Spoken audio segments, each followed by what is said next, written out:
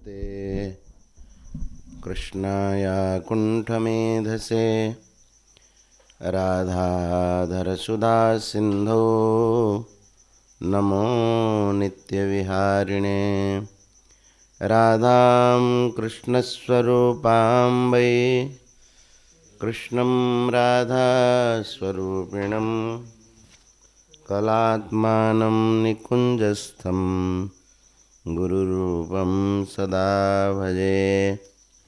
नमोऽस्तु ते व्यासविशालबुद्धे फुल्लारविन्दायतपत्रनेत्र येन त्वया भारततैलपूर्णः प्रज्वालितो ज्ञानमयः प्रदीपः प्रपन्नपारिजाताय स्तोत्रवेत्रैकपाणये ज्ञानमुद्राय कृष्णाय गीतामृतदुहे नमः। हरिशरणम। गीता चर्चा के क्रम में हम लोग विगत दिनों में यह चर्चा किए थे, कर्मजन्य सिद्धि चाहने से मनुष्य के कर्म में मलिनता आती है, उसके कर्म दिव्य नहीं हो पाते हैं। भगवान के कर्म दिव्य हैं,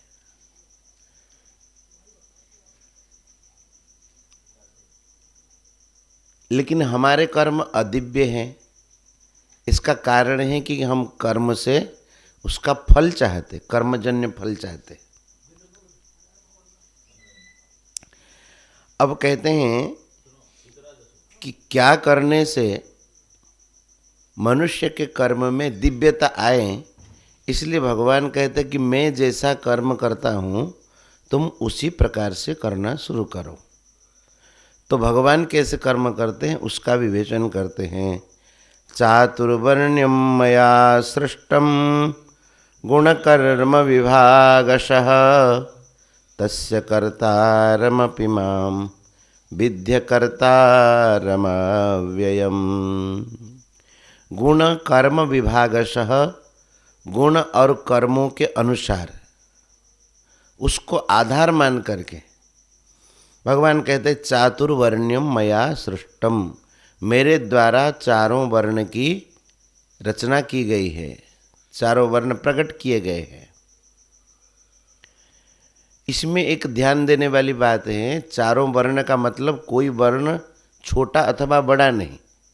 जैसे भगवान ने कहा कि ब्राह्मणस्य मुखमासीत् बाहु राजन्या कृता उरु तदस्य यद्वैश्यः अपद्भ्यागो शूद्रो अजायत। देखिए, हमारे शरीर के जो अंग प्रत्यंग हैं, इनमें से कोई अंग छोटा अथवा कोई बड़ा है क्या? है कोई? किसी अंग में पीड़ा हो जाए तो कोई चाहता है कि उस अंग में पीड़ा हो, तो कोई दिक्कत नहीं है। अच्छा, भगवान के श्रीअंग हैं ये तो चारों वर्ण, तो भगवान के श्रीअंगों में तो छोटा बड़ा का कोई सवाल ही नहीं है। इसलिए भगवान कहते हैं कि मेरे द्वारा ये चारों वर्ण की सर्जना की गई है, और करने पर भी इसमें कोई छोटा बड़ा नहीं है। अपने कार्य के द्वारा चारों वर्ण भगवान को प्राप्त कर सकते हैं। तो भगवान ने कहा गुण कर्म विभागशः, गुण और कर्मों के अनुसार मया चातुर्वर्ण्यम सृष्टम, मेरे द्वारा चारों वर्ण की सर्जना की गई है। तस्य कर्तारमपि मां विद्य कर्तारमव्ययम्। चारों वर्णों के सर्जना करने के कारण सबका कर्ता मैं हूँ, लेकिन सबका कर्ता होने पर भी भगवान कहते हैं कि विद्धि अव्ययम माम अकर्तारम विद्धि, मुझ अव्यय परमेश्वर को तुम अकर्ता समझो। अर्थात सब कुछ करने पर भी मेरे में कर्तृत्व का अभिमान नहीं है कि मैं कर रहा हूँ, ऐसा मेरे में अभिमान नहीं है। यही मेरे कर्म की दिव्यता है। समझ में आएगी नहीं? सेवा करने पर भी मन में अभिमान न होना, ये कर्म की दिव्यता है। इसलिए भगवान के कर्मों को कहते हैं कि लीला। लीला किस लिए कहते हैं? भगवान का कुछ करना बाकी नहीं है, वो भक्त के अनुसार उसी प्रकार से करने लगते हैं। तो भगवान कहते हैं इसी कारण से न माम कर्माणि लिम्पन्ति न मे कर्म फले स्पृहा इति माम योऽभिजानाति कर्मभिर्न सबध्यते। मुझे कर्म लिप्त नहीं कर पाते हैं, इसलिए कि न में कर्म फले स्पृहा, कर्म फल में मेरी किंचित मात्र भी स्पृहा नहीं है, इसलिए मुझे कर्म लिप्त नहीं कर पाते। इति माम यह अभिजानाति, इस प्रकार से जो मुझे जान लेता है, मुझे जान लेता है का मतलब जैसे भगवान को कर्म लिप्त नहीं कर पाते हैं, भगवान का अंश तो जीव है ना, तो इसको क्यों लिप्त करते हैं? कर्म इसको लिप्त करने का यही कारण है, कर्म फल में इनकी स्पृहा है। कर्म फल चाहने वाला बंधेगा। फले शक्तो निबध्यते, कहाँ आया है श्लोक?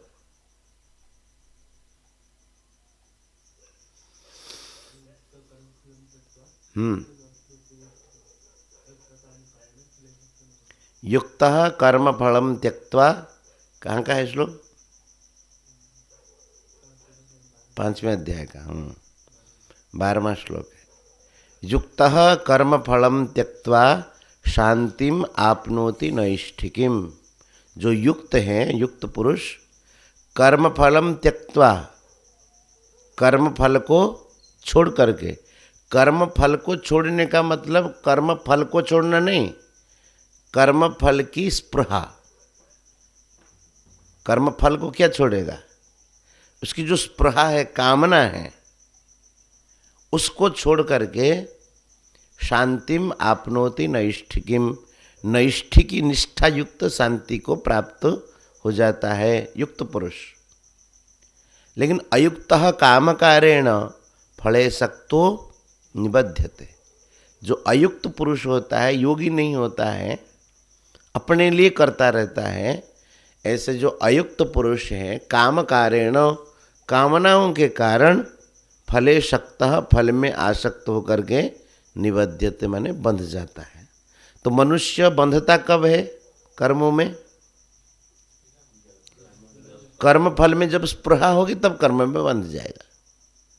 कर्म किसी को बांधते नहीं है, कर्म फल में स्पृहा ही मनुष्य को बांध लेती।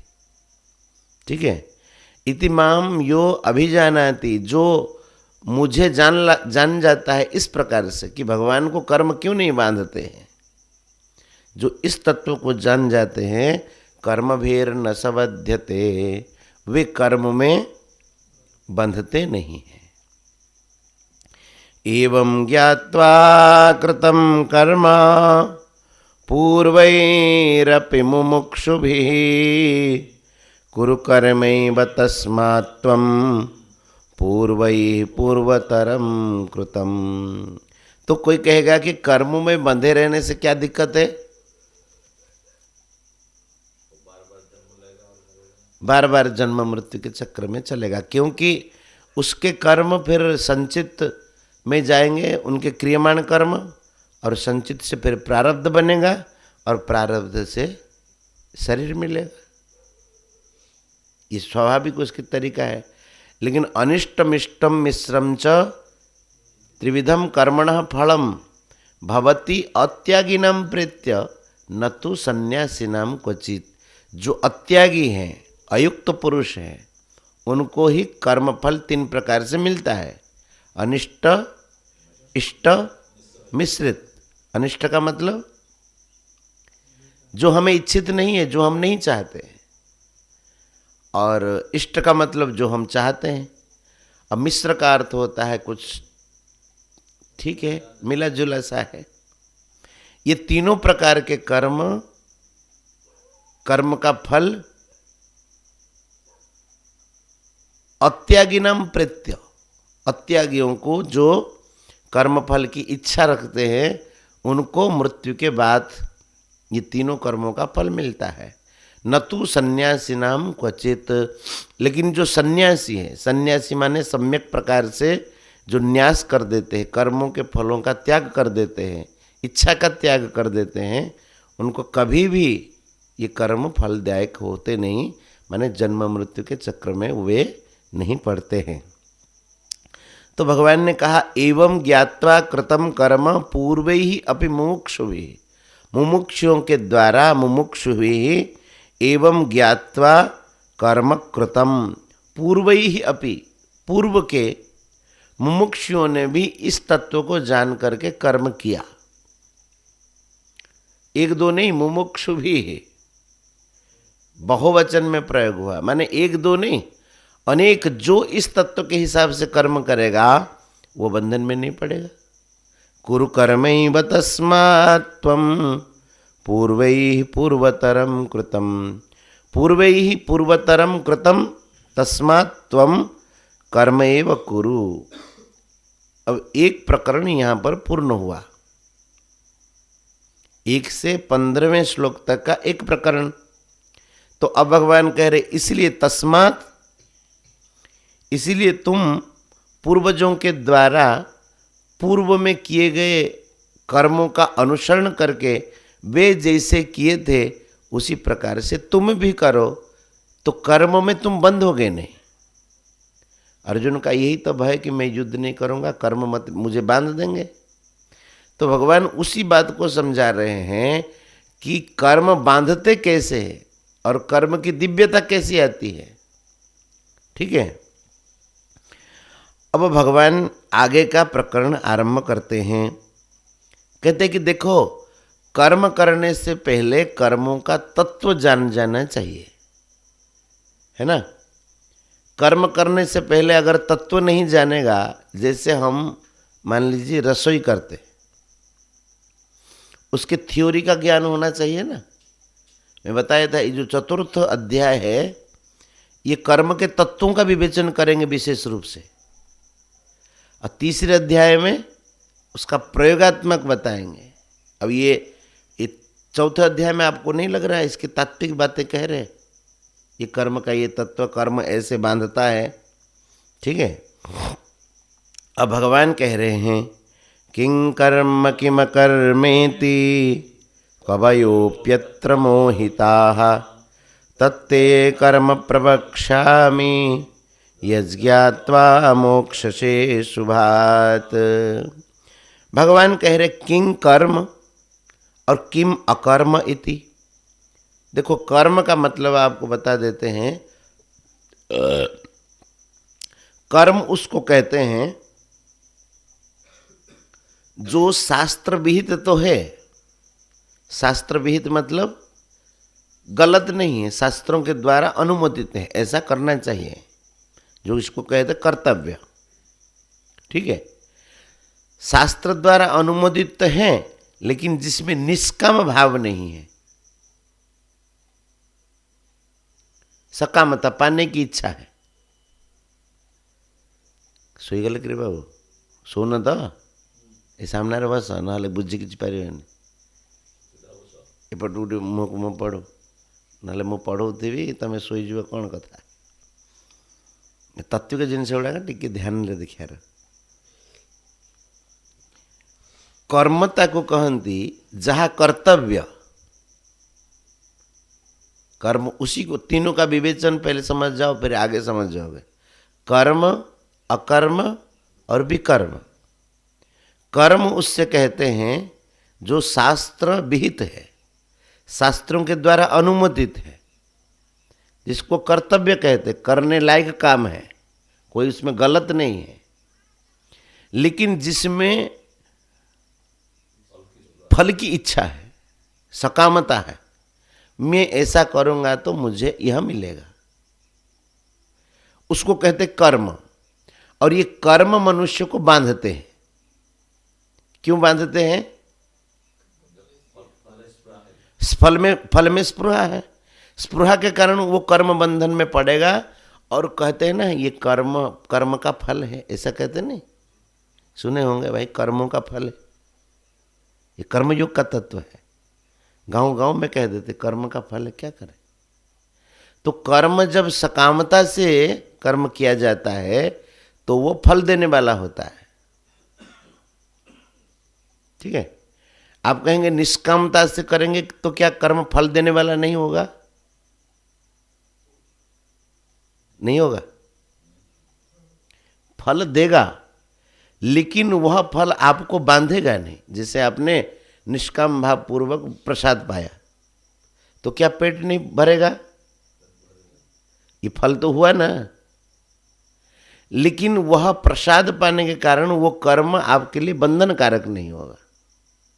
ऐसा नहीं कि हाँ, निष्काम भाव से कर्म करने पर कि कुछ फल नहीं होगा, ऐसा नहीं हो, उसका महान फल होगा।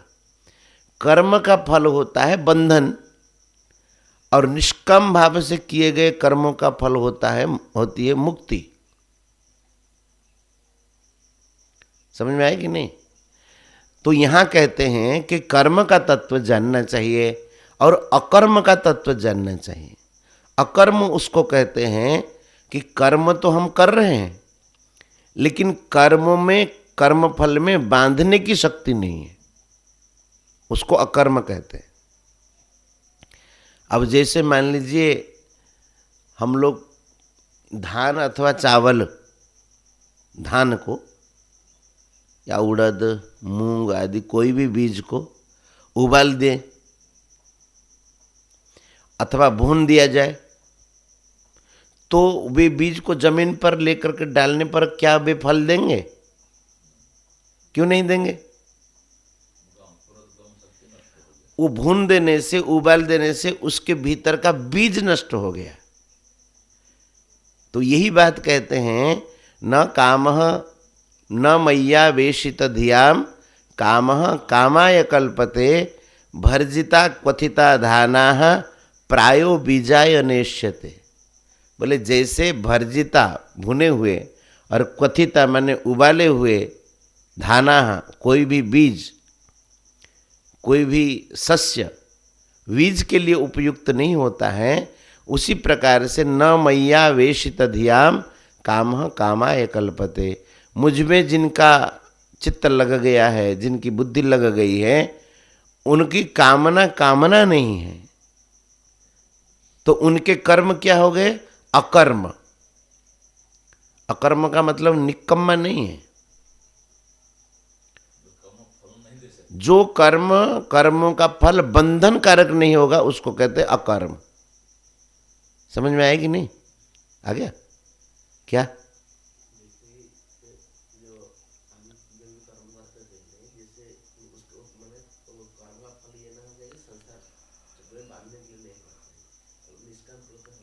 निष्कामता से किए गए कर्म अकर्म हो जाते हैं। हाँ, और सकामता से किए गए कर्मों को कर्म कहते हैं, और उसमें जब निष्काम भाव मिल जाता है अकर्म हो जाता है। तो भगवान कहते किंग कर्म किम अकर्मेति। कर्म कौन सा है और अकर्म क्या है? कवयोः प्यत्र मोहिता। कवयः माने बड़े बड़े विद्वान पुरुष भी इस विषय में मोहित हो जाते हैं। क्यों?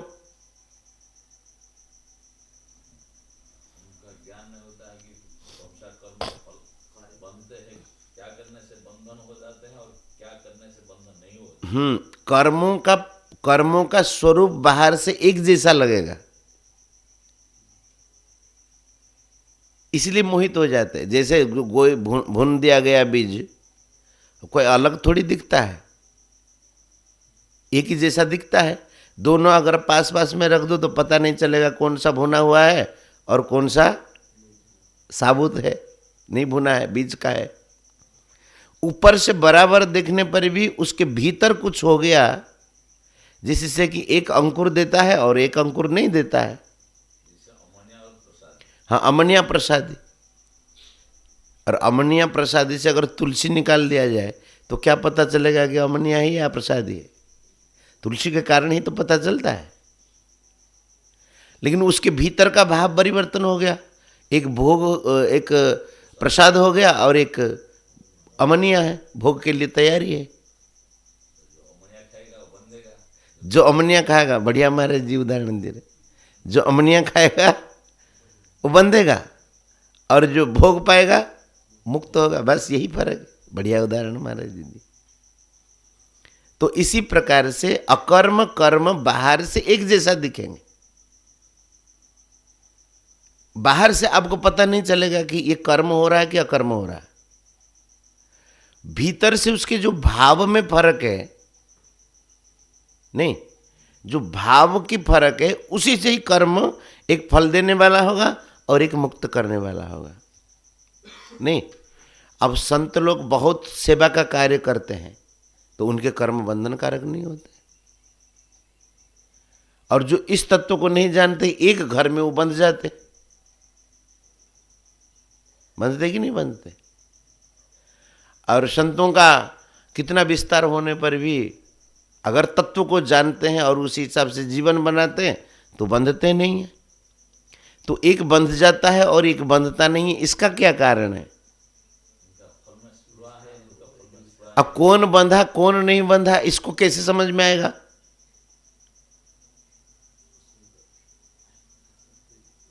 ना, आसक्ति तो है, अब बाहर से देखने वाला कुछ तो समझ में नहीं आएगा ना। इसीलिए कहते कवयो प्यत्र मोहिता। इस विषय में बड़े बड़े विद्वान भी मोहित हो जाते, क्योंकि समझ में बाहर से कुछ नहीं आएगा। ये भी कर रहे हैं, वो भी कर रहे हैं। भगवान ने नहीं कहा सक्ताः कर्मणि अविद्वांसः यथा कुर्वन्ति भारत कुर्यात् विद्वांस तथा शक्तः चिकीर्षुर लोक संग्रहम्। कहा नहीं? याद करो कहाँ कहा? 3 अध्याय में। पहले तो पढ़ के आए हैं। कहते हैं कि कर्मों में आसक्त अविद्वान अज्ञ पुरुष जिस प्रकार से कर्मों को करते हैं, विद्वानों को भी उसी प्रकार से कर्म करना चाहिए। लेकिन फर्क इतना है, वे कर्मों में आसक्त हैं और ये कर्म में अनासक्त है। पता कैसे चलेगा कि ये कर्म में आसक्ति है कि नहीं है? बाहर से पता नहीं चलेगा। इसीलिए भगवान कह रहे हैं कि कवयः अपि अत्र मोहिताः। बड़े बड़े कवि जानकार भी इस विषय में मोहित हो जाते, क्योंकि बाहर से तो कुछ दिखेगा नहीं। ये भी कर्म कर रहा है, वो भी कर्म कर रहा है, लेकिन जब कर्मों में वो निष्कामता आ जाए। अब जैसे एक आदमी शौचालय साफ कर रहा है पैसा लेकर के, अथवा उसके मन में है कि ये हमको होगा तो ये मिलेगा, और संत भी शौचालय साफ करते हैं, तो दोनों में बहुत फर्क है ना। एक पुजारी ठाकुर जी का सेवा कर रहे हैं और एक संत सेवा कर रहे हैं। हाँ, तो दोनों में बहुत फर्क होगा महाराज। वो पैसा के लिए ही सेवा कर रहे पुजारी, और संत तो ठाकुर जी का सेवक हो गए। इसमें थोड़ा सा ये है कि भगवान का सेवा कर रहा है इसलिए पैसे के लिए करेगा, तभी भी महाराज जी, क्योंकि चिन्मय प्रभु है, जबकि उसके भाव में तो फर्क है, लेकिन ये चिन्मयता होने के कारण भगवान के संपर्क में आ रहा है ना, इसीलिए भी इतना बंधनकारक नहीं होगा। हाँ, कुछ होगा, लेकिन भगवान की सेवा कर रहा है, लेकिन जो होना चाहिए उसके भक्ति का वो नहीं होगा। हाँ, तो अब दोनों तो शौचालय साफ रूप क्रिया तो ऊपर से एक ही है, लेकिन एक का भाव है कि सबको सुख हो, और एक का भाव है हमको इससे कुछ मिलेगा। अच्छा, इसमें और एक बात है, जैसे कोई गौ सेवा कर रहा है, अब केवल उसके मन में भाव हो कि ठीक है हम यहाँ नौकर है, गाय को चारा दे देते हैं और वो कर देते हैं। अगर इतने में सोचेगा कि मुझे कुछ पैसा मिलेगा तो उसको उतना ही फल मिलेगा। कितना पैसा मिल गया महीने का, लेकिन पैसा मिलने पर भी जीवन निर्वाह के लिए मान लीजिए पैसा कुछ मिला, वो कोई दिक्कत नहीं है, लेकिन उसके भीतर भाव हो कि हम केवल पैसे के लिए नहीं कर रहे, हम गौ माता की सेवा कर रहे हैं, ये माता है और इनकी हम सेवा कर रहे हैं, तो दोनों काम हो गए उसमें। क्या? सेवा भी, सेवा का फल भी आपको भगवत प्राप्ति होगी और शरीर निर्वाह के लिए जो अर्थ की आवश्यकता है वो भी ठाकुर जी पूर्ण कर देंगे। लेकिन भीतर ऐसा भाव नहीं होना चाहिए, अरे ठीक है पढ़े हैं और कर रहे हैं, वो फल नहीं मिलेगा उसको। समझ में आएगी नहीं? वो भाव का ही फल है। नहीं समझ में आया? जैसे गाय गोबर की, अब मन में आया कि हम उठा देंगे गाय को, सुख मिलेगा। और जो केवल से अरे कितना उठाएंगे, सुबह शाम दोपहर में गोबर ही साफ करते रहेंगे क्या?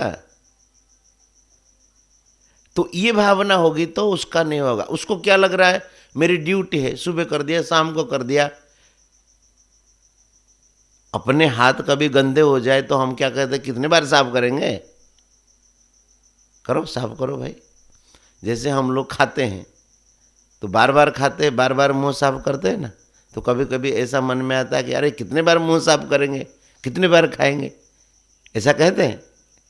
तो कहते हैं कि सेवा में भाव उसी प्रकार के होने से वह सेवा परमात्मा की प्राप्ति करा देता है। इस सेवा का तत्व है। समझ में आया? समझ में आ गया ना? किं कर्म किम अकर्मेति कवयोप्यत्र मोहिता तत्ते कर्म प्रवक्ष्यामि यज ज्ञात्वा मोक्ष से अशुभात।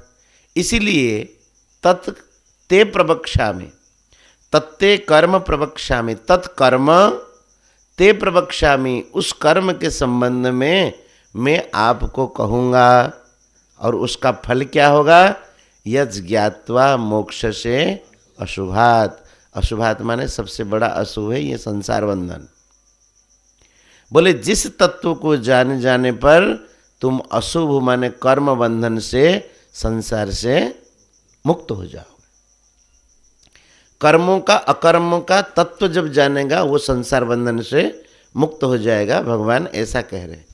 अच्छा, कर्म हो गया, अकर्म हो गया, और एक विकर्म है। हाँ, कर्मा कर्म विकर्मेति वेदवाद न लौकिकः। तो कहते एक विकर्म है, भगवान आगे उसकी बात कहेंगे। कर्मणो ह्यपि बोद्धव्यम, बोद्धव्यम च विकर्मणः, अकर्मणश्च बोद्धव्यम, गहना कर्मणो गति। भगवान कह रहे कर्मों के तत्वों को भी जानना चाहिए। कर्मण ही अपि बोद्धव्यम, कर्म का तत्व को हम मोटा मोटी समझा दिए हैं। और बोद्धव्यम च विकर्मणः, विकर्म का तत्व भी समझना चाहिए। अकर्मणश्च बोद्धव्यम, और अकर्म का तत्व भी समझना चाहिए। क्योंकि गहना कर्मणो गति ही। पूर्व में भगवान ने कहा कि कवयोप्यत्र मोहिताः, बड़े बड़े विद्वान भी इस विषय में मोहित हो जाते हैं। और यहाँ कहते हैं कि गहना कर्मणो गति ही, कर्म की गति बहुत गहन है। गहनता मतलब यही है, उसके बाहर स्वरूप से आपको कुछ पता नहीं चलेगा, भीतर से पता चल जाएगा। उसका जैसा भाव होगा कर्म की गति उसी प्रकार से होगी। समझ में आएगी नहीं? अब भगवान कह रहे हैं मैं तीनों के तत्व कहूंगा। कर्मणः अपि बोद्धव्यम, कर्म का तत्व भी कहूंगा, कर्म का तत्व जानना चाहिए। और अकर्म का तत्व भी, विकर्म का तत्व भी जानना चाहिए। कर्मणो ह्यपि बोद्धव्यम, बोद्धव्यम च विकर्मणः, विकर्म का तत्व भी जानना चाहिए। और अकर्मणश्च बोद्धव्यम, अकर्म का तत्व भी जानना चाहिए। क्यों? कि जब तक इसके तत्व को नहीं जानेंगे और खाली कर्म करते रहेंगे, कर्म कहाँ जाएगा आपको कुछ पता नहीं चलेगा। इसीलिए अब जैसे मान लीजिए कोई कहे हमको कि हलवा बनाओ, हलवा के लिए क्या क्या लगता है? आटा, घी, पानी, चीनी और जो इलायची जो डालो उसमें सो, ठीक है, आपको सब दे दिया गया है। कर्म अकर्म विकर्म तीनों है आपके पास, और आपको पता नहीं है। पहले आटा डाल दिया और उसके बाद ठंडा पानी डाल दिया आटे के ऊपर, उसके ऊपर घी डाल दिया और उसके ऊपर चीनी डाल दिया, डाला तो सब, हलवा बन जाएगा। कैसे बनेगा वो? तरीका है बनाने के लिए, तरीका है। बनाने के तरीके से आप करेंगे तो हलवा बनेगा, नहीं तो ये आटा का ही गोला बनेगा। वो पहले आटा डाल दिया, उसके बाद पानी डाल दिया, उसके बाद घी डाल दिया, उसके बाद चीनी डाल दिया, बन जाएगा हलवा? बनेगा नहीं। आटा को भूनो, पानी को गर्म करो, भूनने के बाद घी पहले डाल के गर्म करो, उसके बाद आटा भूनो, उसके बाद भूनने के बाद उसमें गर्म पानी डालो, उसके बाद चीनी डालो, बाकी और मसाला वसाला जो डालो। तो ये तत्व है, ये उसके गति है, प्रोसेस है। तो उस प्रकार से करेंगे तब जा करके होगा। तो भगवान कह रहे तीनों के तत्व को समझो। कोई कोई कहते ना बहुत काम करता है, ऐसा कहते ना बहुत काम करता, तो क्या होगा उसका?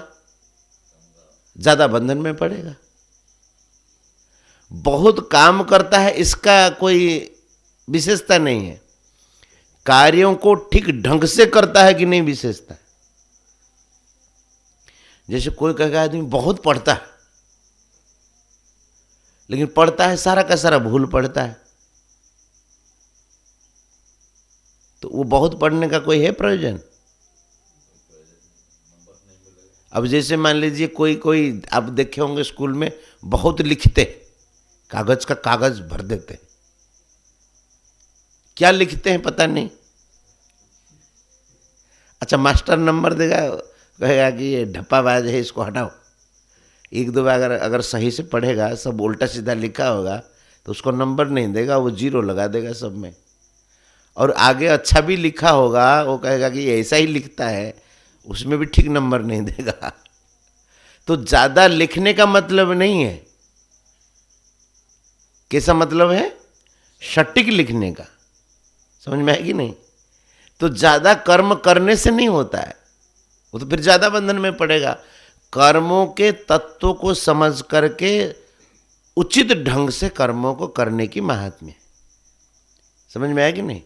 इसीलिए कर्म, अकर्म और विकर्म तीनों के तत्वों को जानना आवश्यक है। भगवान ने इसलिए कहा कि कर्मणो ह्यपि बोद्धव्यम, बोद्धव्यम च विकर्मणः, अकर्मणश्च बोद्धव्यम, गहना कर्मणो गति ही। कर्मणः गति गहना, कर्म की गति बहुत गहन है, इसलिए इन तीनों का तत्व समझो, उसके बाद कार्य में परिणत करो। अब ये जो आगे वाला श्लोक है, कर्मण्य कर्मयः पश्येत् अकर्मणि च कर्मयः सबुद्धिमान् मनुष्येषु सयुक्तः कृत्स्न कर्म कृत।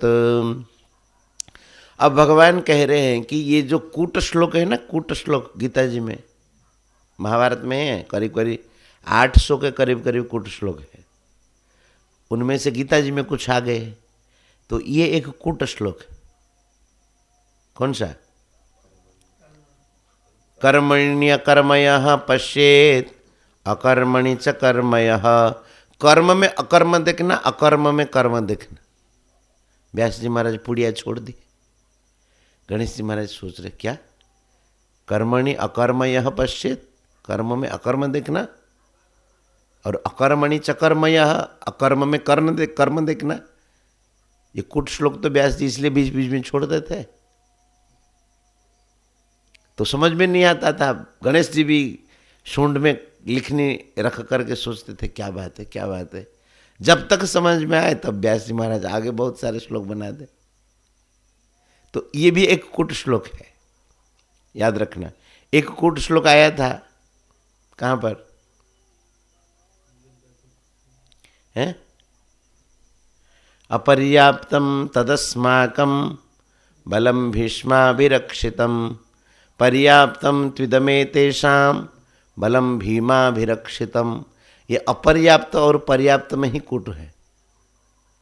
अपर्याप्त का अर्थ होता है न पर्याप्त, कहते ना कि पर्याप्त नहीं, ये भी अपर्याप्त बनेगा, पर्याप्त नहीं। अपर्याप्त का अर्थ जिसका हिसाब भी नहीं है, ऐसा भी अपर्याप्त संपत्ति है उनकी, तो दोनों अर्थ बनेगा। इसलिए इसमें भी कूट छोड़ दिए।